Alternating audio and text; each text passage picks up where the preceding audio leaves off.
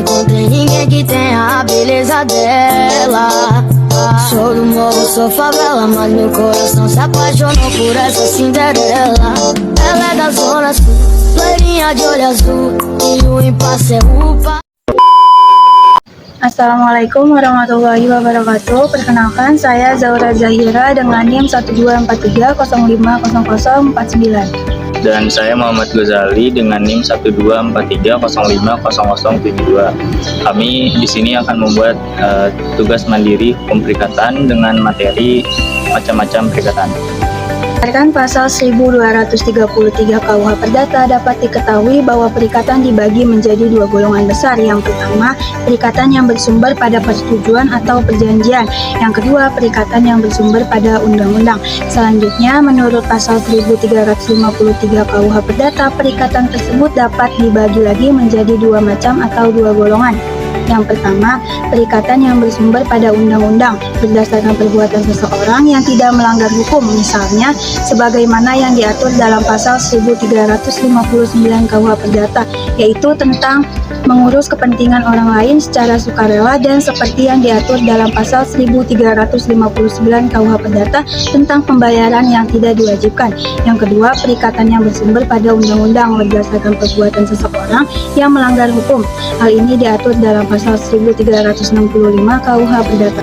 Pada umumnya, tidak seorang pun dapat mengikatkan diri atas nama sendiri atau meminta ketetapan suatu janji selain untuk dirinya sendiri.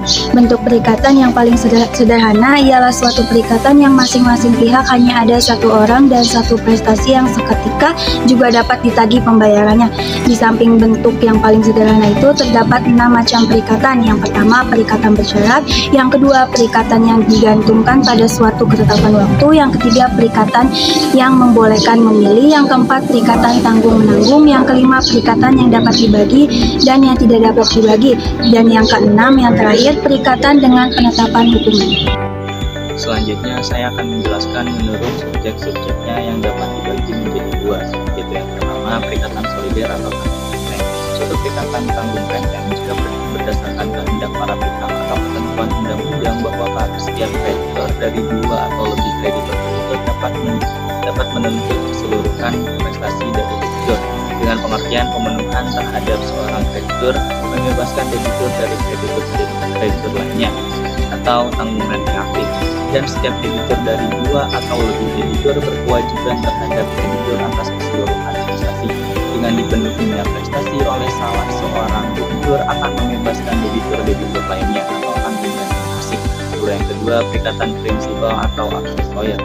Apabila seorang debitur atau lebih terikat sedemikian rupa sehingga perikatan yang satu sampai batas tertentu tergantung kepada perikatan yang lain, maka perikatan yang pertama disebut perikatan prinsipal atau pokok, sedangkan yang lainnya perikatan aksesorial, misalnya perikatan utang dan bor.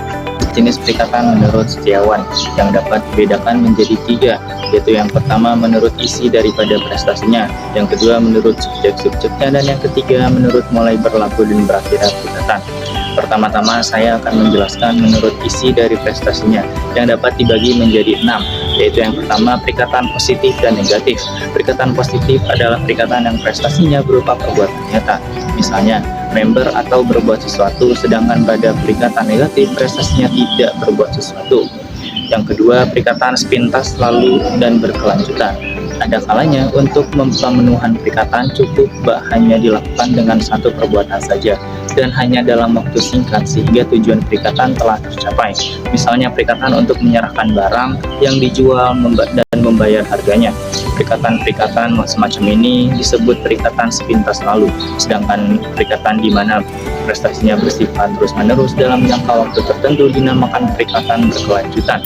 Misalnya perikatan-perikatan yang timbul dari persetujuan sewa-menyewa dan persetujuan kerja. Lalu yang ketiga adalah perikatan alternatif. Perikatan alternatif adalah suatu perikatan di mana debitur berkewajiban melaksanakan satu dari dua atau lebih prestasi yang dipilih, baik menurut pilihan debitur, kreditur, atau pihak ketiga dengan pengertian bahwa pelaksanaan daripada salah satu prestasi mengakhiri perikatan. Lalu yang keempat, ada perikatan fakultatif. Suatu perikatan fakultatif adalah suatu perikatan yang objeknya hanya berupa satu prestasi di mana debitur hanya menggantikan dengan prestasi yang lain.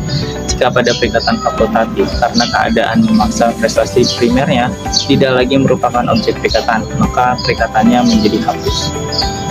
Ya, lalu dilanjutkan yang kelima, perikatan generik dan spesifik.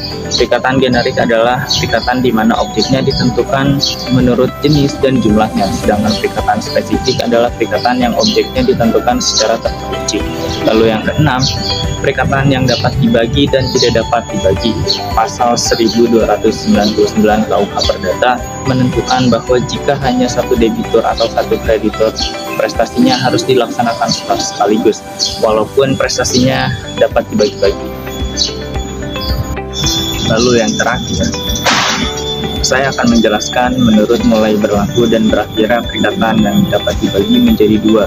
Yang pertama itu perikatan bersyarat. Suatu perikatan adalah bersyarat jika berlakunya atau hapusnya perikatan tersebut berdasarkan persetujuan tergantungnya kepada terjadi atau tidaknya suatu peristiwa yang akan datang yang belum tentu terjadi. Dalam menentukan apakah syarat tersebut pasti terjadi atau tidak harus didasarkan kepada pengalaman manusia pada umumnya. Lalu yang kedua, perikatan dengan ketentuan waktu. Perikatan dengan ketentuan waktu adalah perikatan yang berlaku atau hapusnya digantungkan kepada waktu atau peristiwa tertentu yang akan terjadi dan masih terjadi.